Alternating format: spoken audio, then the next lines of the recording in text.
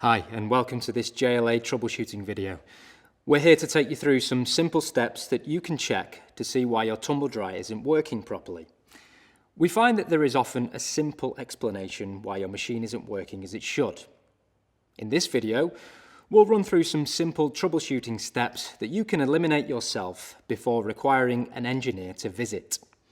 Seems obvious, but before checking the machine, double check the power. We need to make sure that the power supply has not been interrupted.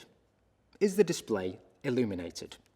If not, check the power source and make sure there hasn't been an external power supply issue.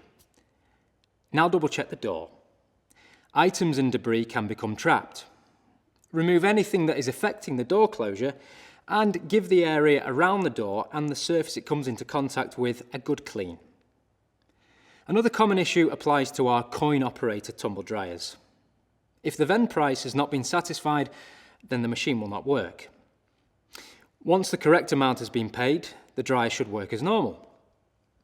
If none of the solutions we've run through have helped and an error code is still displayed, then it's time to check your user manual.